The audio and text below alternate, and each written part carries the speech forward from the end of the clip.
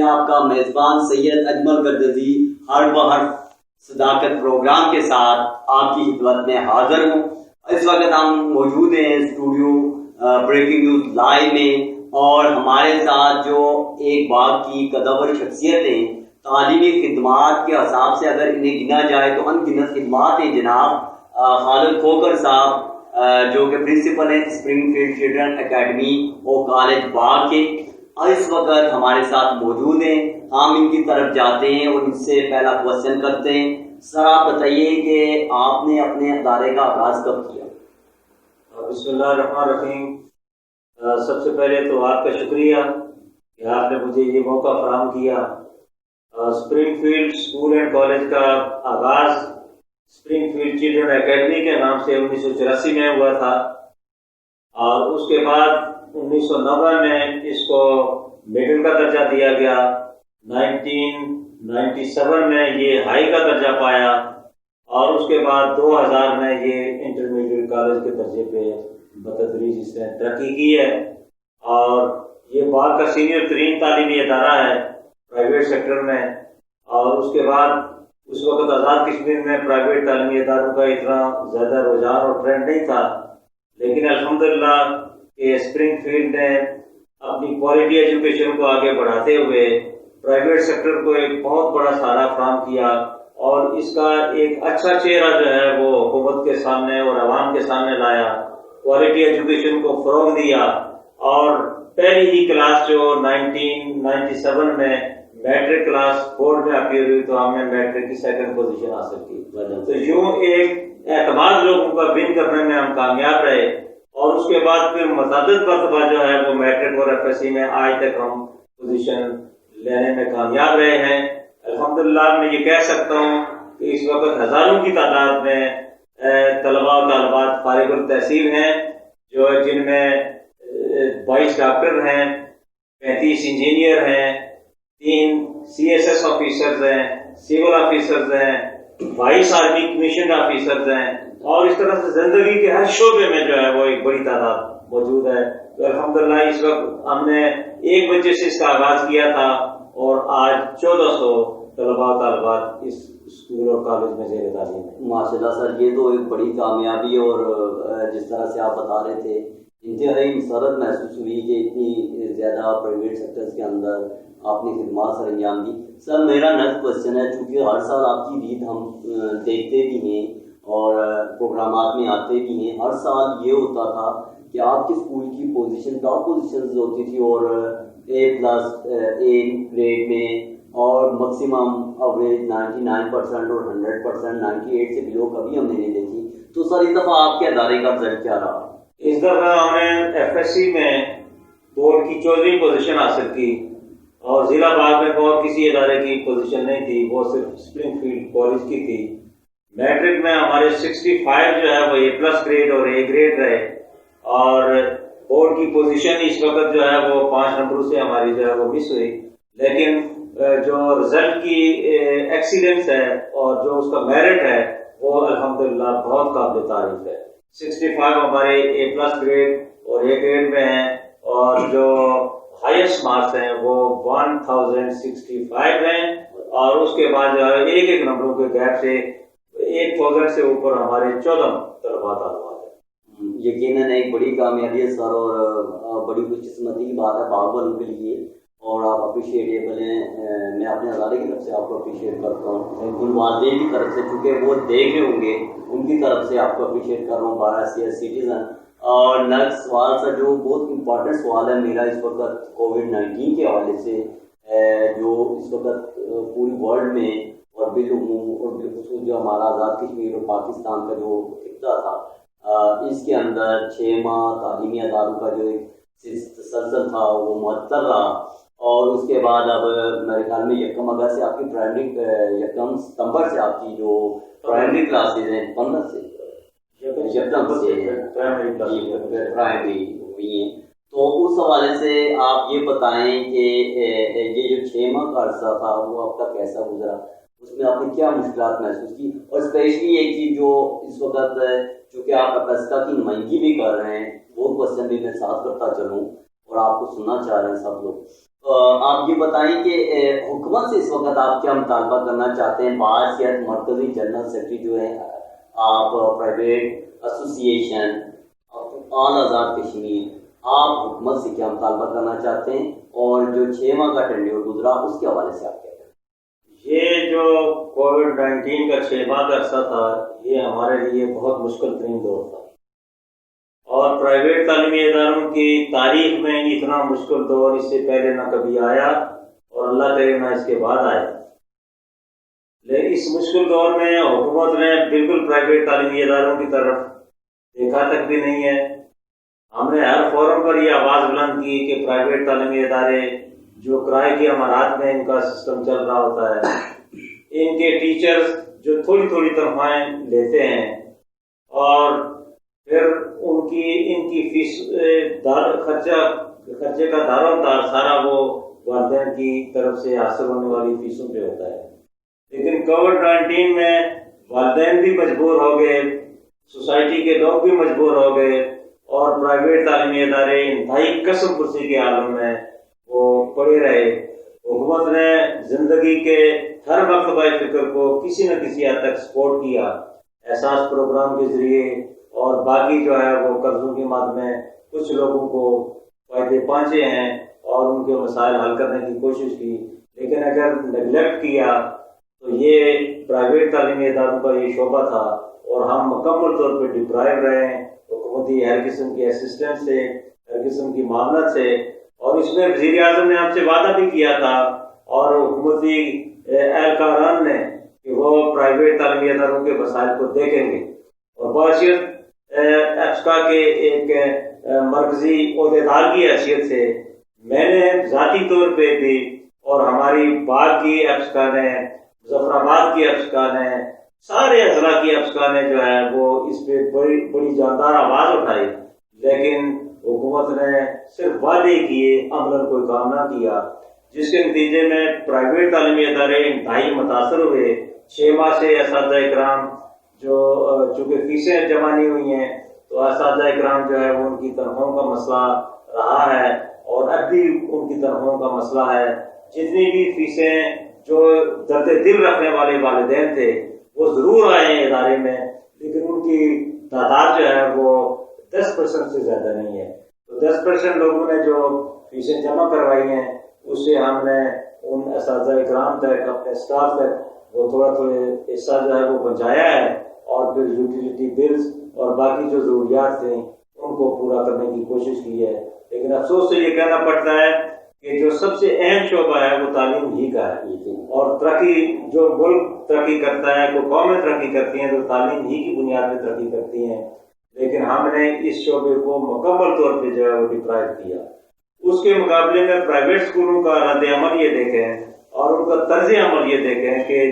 14 مارچ کو lock down ہوا، لیکن پرائیویٹ تعلیمی اداروں نے اپنے اسٹوڈنٹس کو بے یار و مددگار نہیں چھوڑا۔ آن لائن کے ذریعے، واٹس ایپ گروپ کے ذریعے، سلیبس بنا کر، نوٹس بنا کر، جو بھی مینز ہو سکتے تھے انہوں نے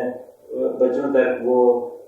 پہنچانے کی کوشش کی، اور پھر والدین سے بھی مل کر جو ہے وہ اس چیز کو انشور کرنے کی کوشش کی کہ بچے گھروں میں منفی سرگرمی میں مبتلا نہ ہوں، ان کے اخلاقی حالت جو ہے وہ بگڑنے نہ پائے۔ اس طرح سے ہم نے اپنے تئیں تو کوشش کی ہے، لیکن وہ چیز نہیں ہو سکتی ہے جو ایک کلاس روم میں بچے کو ایجوکیشن ہوتی ہے، جو لائیو کلاس ہوتی ہے، ٹیچر کے سامنے بچہ بیٹھا ہوتا ہے، ٹیچر اس کو لکھائی پڑھائی بھی سکھاتا ہے، اور پھر اس کی عادات کو بھی سنبھالتا ہے، اس کی کریکٹر بلڈنگ بھی کرتا ہے، اس کی گرومنگ میں بھی اپنا کردار ادا کرتا ہے۔ تو وہ چیز جو ہے وہ نہیں ہو پائی ہے۔ میں سمجھتا ہوں اس وقت جو بچوں کا نقصان ہوا ہے وہ بہت زیادہ ہے، وقت بھی بری طرح سے جو ہے وہ ہمارے ہاتھ سے نکل چکا ہے، اور اس وقت میں ہم کوئی فائدہ اٹھا نہیں سکے ہیں۔ ہماری اسٹریٹجی حکومتی سطح پہ کوئی نہیں رہی ہے کہ اگر کوئی زیادہ دیر تک ادارے بند رکھنے پڑتے ہیں اور مزید اس میں اور اضافہ ہوتا ہے، تو گورنمنٹ کس طرح سے اس نئی نسل کو جہالت سے بچانے میں وہ اپنا کردار ادا کرے گی۔ اگر ہم نے تعلیم پہ توجہ نہ دی تو یہ ساری قوم جو ہے وہ جہالت کا شکار ہو جائے گی، اور پھر ہم وقت گزرنے کے بعد پھر ہم اس پہ افسوس کرتے رہیں گے، ہمارے ہاتھ میں کچھ نہیں آئے گا۔ یقیناً ایک بڑا لمحہ فکری ہے یہ حکومت کے لیے، جو آپ نے بھی پوائنٹ اٹھایا ہے کہ تعلیمی سیکٹر اگر ناکام ہے یا اس میں ہم توجہ نہیں دے رہے تو پورا معاشرہ ہی میرے خیال میں سوسائٹی ایک سکون کے بغیر رہ جاتی ہے. تو سارا نیکسٹ کوشچن میرا جو آپ کی طرف بن رہا ہے وہ یہ ہے کہ آپ ایک درد دل رکھنے والے انسان ہیں. 8 اکتوبر 2005 کا جو ایک تباہ ارتھکویک تھا اور پوری آزاد کشمیر میں اس کی جو تباہی کے اثرات ہوئے اور بہت سی اموات واقع ہوئی. اور میرے خیال میں اس وقت تو مجھے کچھ خیال آتا ہے کہ میں بہت کم ایج میں تھا. تو ایک پروگرام میں آپ کے آیا تھا اور آپ نے جب پروگرام کر رہے تھے تو آپ کی آنکھوں میں نے آنسو دیکھے تھے ان بچوں کے لیے. تو آج 8 اکتوبر کے حوالے سے آپ کیا پیغام دینا چاہتے ہیں لوگوں کو؟ 8 اکتوبر ہماری زندگی میں اس طرح سے قلب و جگر میں پیوست ہو گیا ہے کہ یہ کبھی نہیں نکلے گا جب تک ہماری زندگی ہے. اس پہ کوئی لمبی بات کرنے کی ہمت نہیں ہے. اور اس میں چونکہ میرے لیے تو ایسے ہی ہے کہ آج 15 سال کے بعد لوگ تو اس کی 15ویں برسی بنا رہے ہیں، لیکن میں سمجھتا ہوں کہ یہ کل کا دن میرے لیے وہی 8 اکتوبر 2005 تھا، جس دن میرے 2 حقیقی بیٹے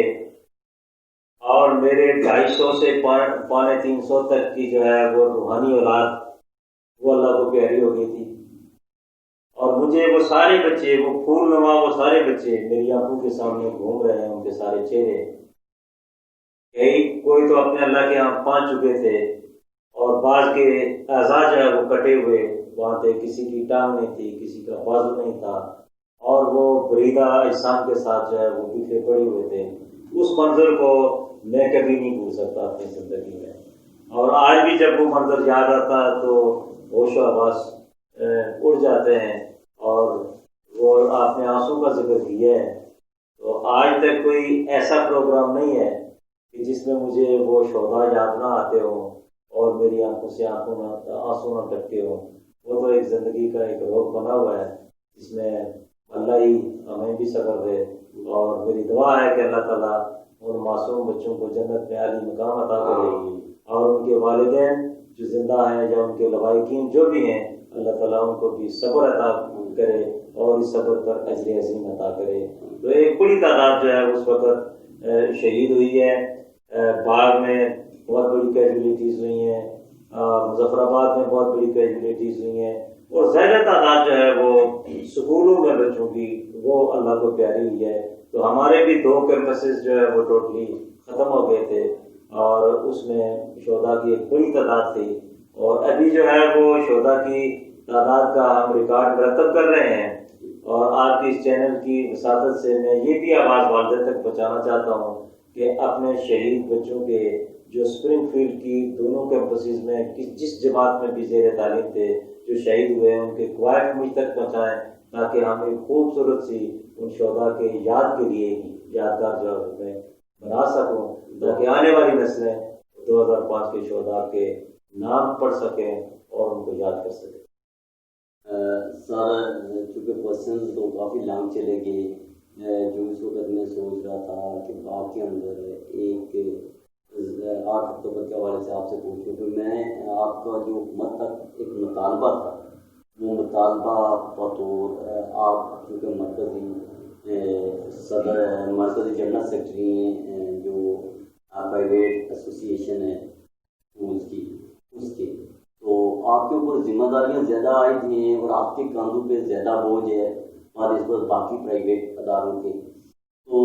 انشاءاللہ آپ کا یہ پیغام ہمارے میڈیا چینل کے ذریعے لوگوں تک پہنچائیں گے، عوام میں بالا تک پہنچائیں گے، اور انشاءاللہ امید ہے کہ ہم آپ کے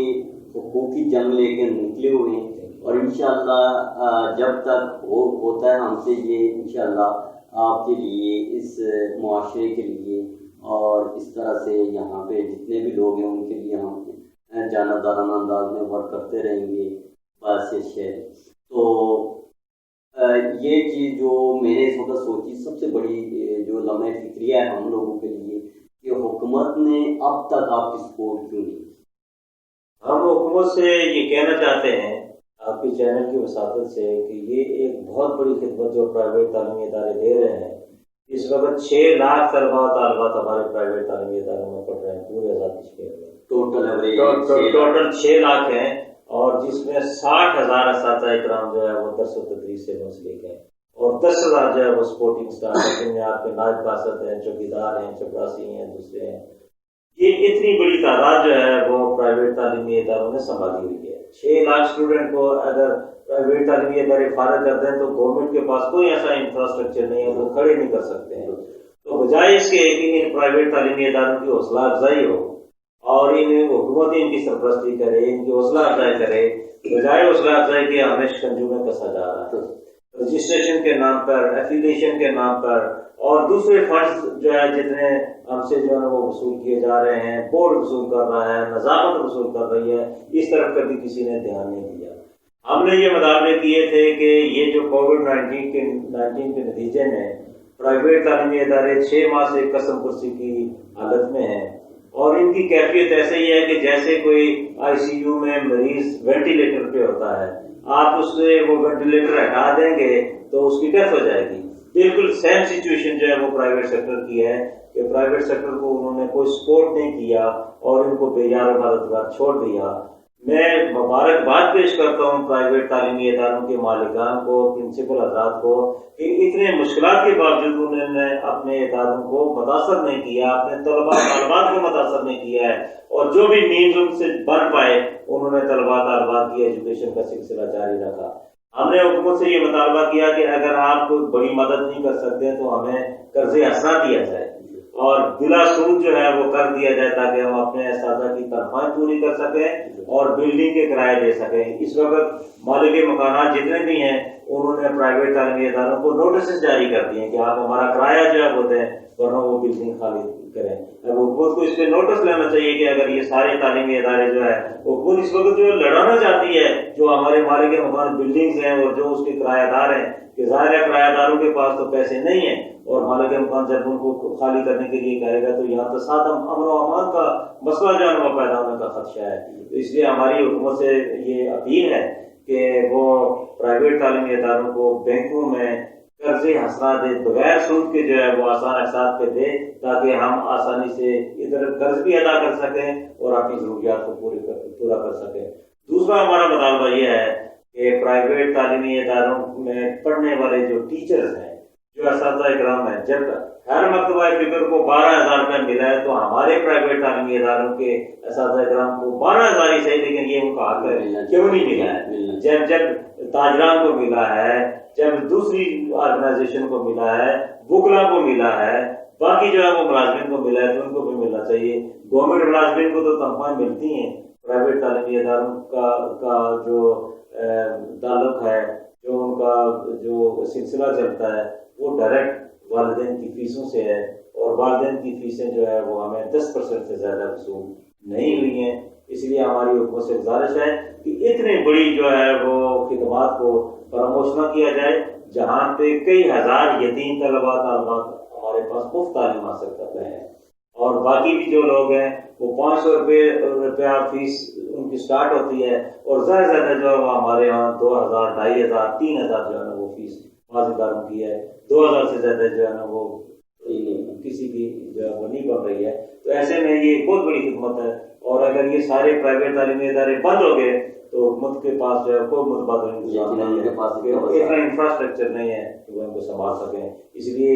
آپ کے چینل کی وساطت سے میں یہ گزارش کروں گا، اور آپ سے بھی اور باقی ساتھیوں سے بھی یہ گزارش کروں گا کہ وہ ہماری آواز اٹھائیں کہ ہمیں ہمارے پرائیویٹ تعلیمی اداروں کو حکومت سپورٹ کرے، اس لیے کہ ہم ملک اور قوم کو سنبھال رہے ہیں، ہم کسی اور کو نہیں۔ ہم اگر تعلیم میں کوئی بہتر کردار ادا کر رہے ہیں تو یہ ملک اور قوم ترقی کر رہا ہے،